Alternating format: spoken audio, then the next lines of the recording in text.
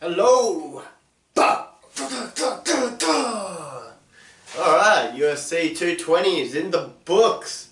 From the outside, it honestly didn't look like the greatest card. I mean, obviously, Stipe versus Nagano and DC versus Vulcan were the big fights on the card, and the rest of them were kind of not that many big names, more of a, how to put this, that they're selling to the market type fights. Like, there are a lot of local guys, and obviously local guys bringing big numbers for the stadium, so there was a good turnout, and obviously it seemed like there was a good atmosphere for most of the fights.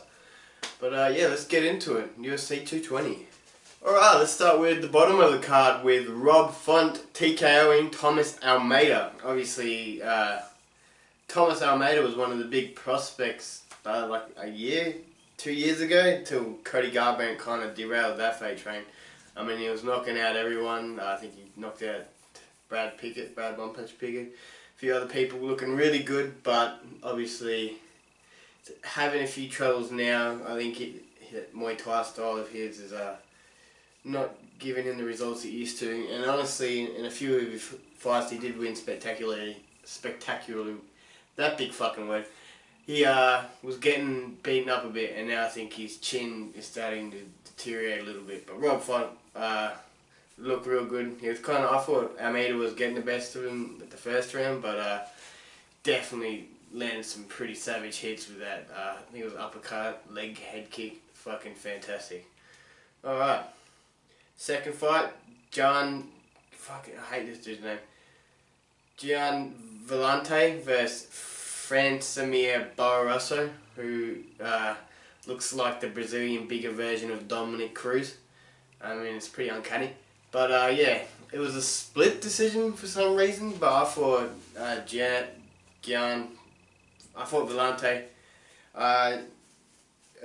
won every round. I didn't really give any to the other dude because he pushing the pace, landing more of the bigger shots, and the other dude was on the back foot the whole time, not really landing much. But I don't know, you never get a card that never has a bad judge's decision. But yeah, big win for him. I think he always tries to put on a show, you can tell. And he kind of kept it simple this fight, just pacing forward and landing 1-2s really. So for the featherweights, Calvin Kattar, I think he was a local kid, one fight in UFC before. Again, this main card, it isn't as stacked as you would think it would be, being Boston being such a heavy fight state, but most of the fights delivered there. Some of them were like a little bit boring, but most of them ended knockout and TKO. So yeah, but obviously Calvin Kattar, local boy. Shane Burgos, I think he's from New York. Trains under Tiger Shulman, karate style background. I mean, both of them looked spectacular. It was one of the more technical striking bouts there was on the card. Just super technical. Calvin looked really good first round, but then Shane Burgos, he started coming on in the second, and it looked like he was about to take the fight, but then Calvin pulled a 1-2 and then an uppercut as he was coming in, knocked him flat. I honestly think they're both really good strikers, and they both probably got really big things in that division. But yeah, I wouldn't mind seeing these two dudes fight again. Definitely good prospects. I don't think Shane took too much damage with that knockout. It was more of a TKO, and he wasn't flatlined. But definitely looking forward to see both these two fight again because of their really good striking and being super technical. Alright, now for the co-main event, DC pretty much wrestle fucked and Khabib, DC'd. Vladimir Vulcan Ozdemir. I mean, it all sounds like Game of Thrones shit to me. My bad. But yeah, first round, obviously Vulcan likes to come out like a bull in a china shop. It looked like he may have clipped DC, but DC's got a fucking chin like no other man walking. He's tanking some of the biggest bombs I've ever seen. He's taken, I think, 2 good ones in Rumble, 1 fucking knee from Harold from Gustafsson, and he still hasn't gone down. I was surprised that fucking head kick took him down by John Jones. Like, that dude's head's made out of bricks. And honestly, if there were any fighter I'd want to meet in real life, I think it's DC. He just seems like a really funny dude. Cool guy to hang around with. You can talk shit, wrestling, grappling, and you know, doesn't seem like he's a fake at all. Which I don't understand why he doesn't have a bigger fan base. I mean, I love the dude. But yeah, good win for him. I thought he was going to retire maybe. I don't know. He is starting to get up there in age. And I mean, retiring on top wouldn't be bad. But, you know, it's his career. But I wouldn't, just because I like his commentating too. So I wouldn't mind seeing him retire and going more into commentating and that. Because he's got a wicked personality. And I don't know what else there is really left in that light heavyweight division for him to do, apart from fight John Jones again. But I really don't see that happening with John Jones PEDs and all that jazz. I mean, best case scenario, John Jones comes back in a year. Worst case, he's out for 4. Fuck knows, really. Like, and do I think he can beat John Jones? Not really. I don't know. It's two fights to nothing, and that's, you know, John Jones is just, some people he's just not going to beat. But I like DC and his style. I love the king of the grind and all that jazz. Just said all that jazz twice, but it's my show. I'll do what the fuck I want with it. But yeah, I think Vulcan 2 will probably come back stronger from this. Maybe take his time with it more. He's got good striking, and his wrestling defense could obviously be a bit better, but when you're going up against someone of DC's caliber, it's going to be hard. But what I would like to see from DC is move up to heavyweight. A lot of fun matchups there, and he's already won the Strikeforce Heavyweight Championship, so I'm betting he could do some damage up there. Just don't give him like someone like Nagano first, but well, who knows really after this fight. But yeah, so the main event, Stipe Miocic versus Francis Ngannou from Africa or Cameroon, some shit like that. Yeah, everyone asked me what I thought of this fight. I mean, I thought Ngannou is like really strong, powerful striker. He's got some decent technique with it too, but he's still very adolescent in the whole MMA game, and there's only so much good grappling you're going to be able to learn in 4 years, no matter how much of a freak you are. Especially when you're going up against someone who has been grappling a lot longer than you in Stipe. And I pretty much predicted that it was going to be Stipe by WrestleFuck, which is pretty much what happened, and I actually won pretty good on a bet. So, yeah, I thought Stipe's boxing is good enough to stay away from those big bombs. And another factor that no one was really talking about was, how can someone that big have good cardio? It just wouldn't. If he could, it would be crazy, because like the amount of muscle on that dude, like his heart would have to be the size of my head to pump it all around his body and keep those muscles pumping and firing for 5 rounds. Especially when you're grappling, and by the looks of it, like I said, there's only so much grappling you can do, and it looks like he's been concentrating more on his striking and probably wrestling defense, takedown defense.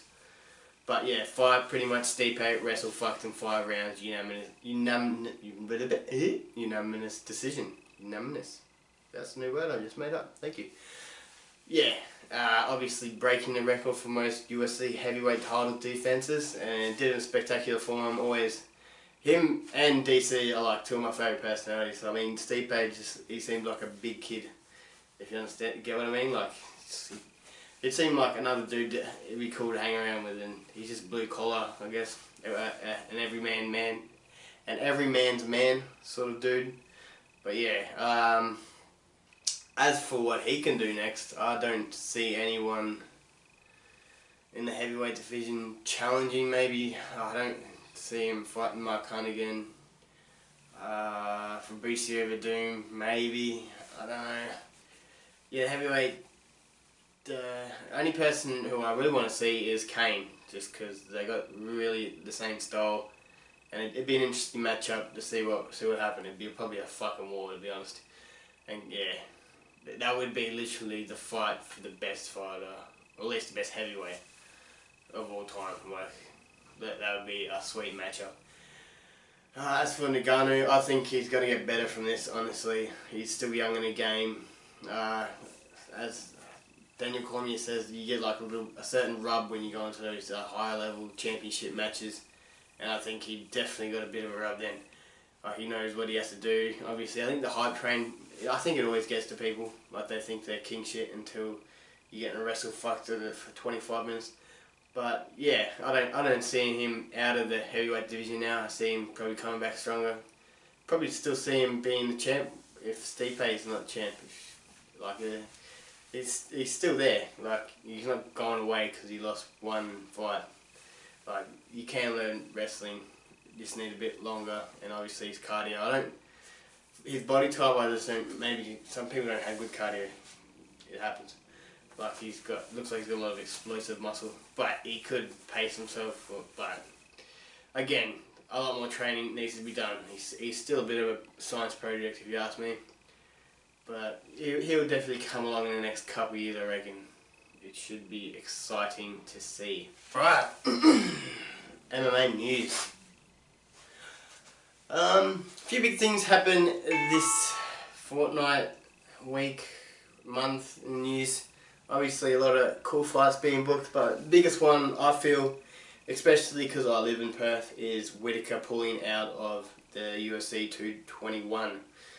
He's getting replaced by Yoel Romero, which it's a good matchup. Luke Rockhold versus Yoel Romero. Definitely some interesting factors in that one, because Yoel Romero is obviously a very good wrestler, and so is Luke Rockhold. And Luke Rockhold has been winning a lot of his fights via wrestling. If you look at how he beat Weidman, obviously the Bisping thing, a fluke, maybe not, I don't know, who knows. But, you know. Well, you don't know, but you know. I don't know. Do you? Really? Yeah. But if you look at most of his fights, he wins by wrestling. Rockhold, Weidman waited for that really bad spinning wheel kick, back kick, and just pretty much wrestled and beat the fuck out of him for the later rounds.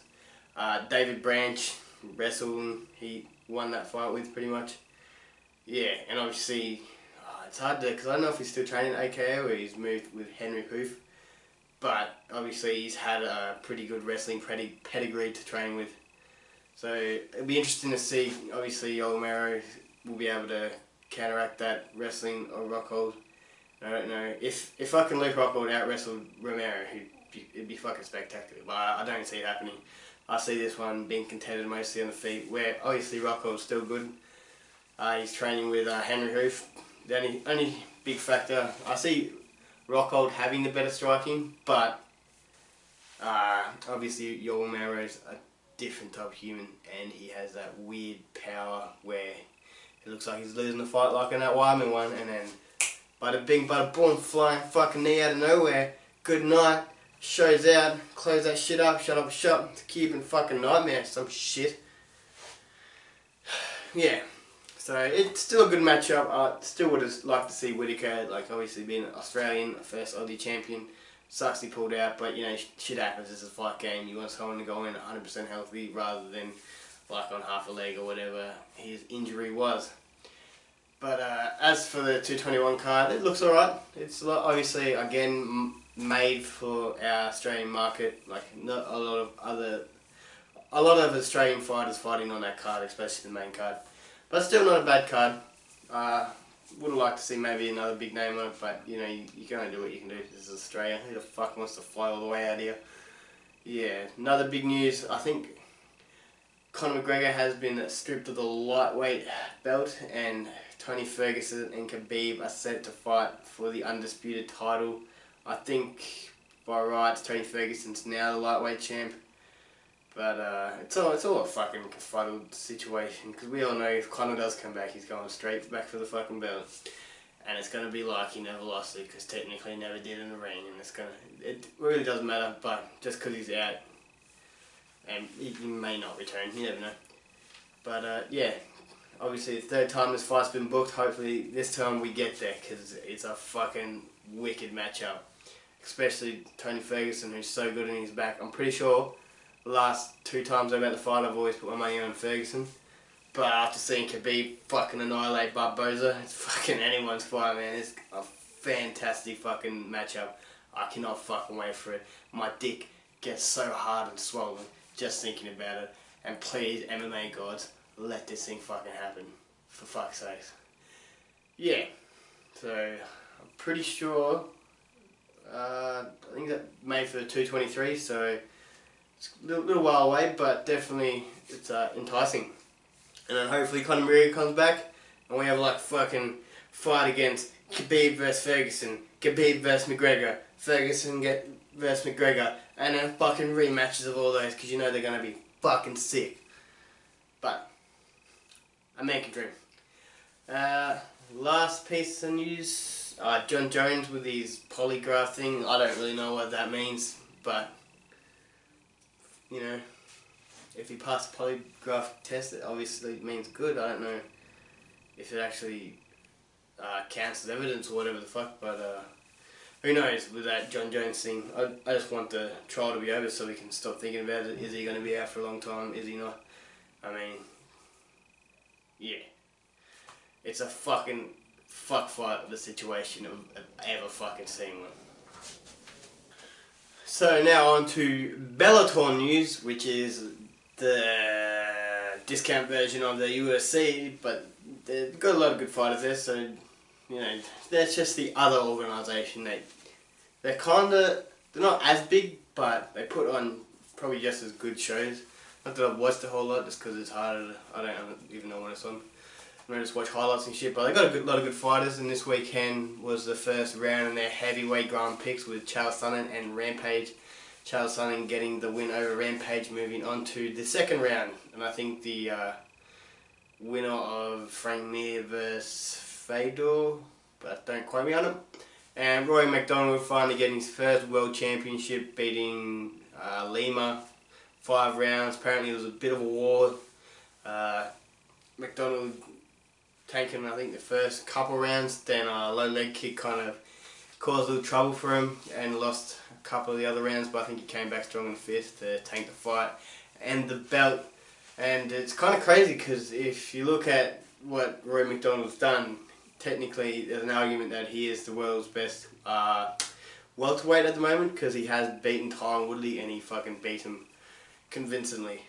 And just because he's in a different organisation doesn't mean, you know, he might be better than UFC, who everyone thinks is the gold standard, which they kind of are. But I wouldn't mind seeing Woodley versus Woodley versus McDonald again. Sorry, I'm a little tired, a little hungover. Had a few brewskis on the weekend. Yeah, it'd be a pretty good fight. It'd be crazy to see if Bellator and UFC cross promoted, but I doubt that'd ever fucking happen. It's just a crazy idea. But yeah, a lot of good fights coming up as well. Heaps of good fights booked. I think they've rebooked Joanna versus my girl Thug Rose. Rematch. I think that's on the same card as Khabib versus Ferguson. And yeah. Still, Max Holloway versus Frankie Edgar. That got rebooked, so that's going to be exciting. A lot of good fights coming up. Not as big as, obviously, the better cards come later in the year. This is like, especially now, it's kind of where we're figuring out the new storyline. Not to say in WWE, but the new storyline, the new fights to tank, new champion rising, challenges rising. I mean, all that type of shit. So where we're going to start seeing that, because a lot of the divisions have kind of had a conclusion to their story. I hate saying storylines, but yeah, whatever the fuck. Anyway, if you enjoyed this video, please like and subscribe it, and like me on Instagram at The Savage Gentleman. Fucking like me, motherfuckers.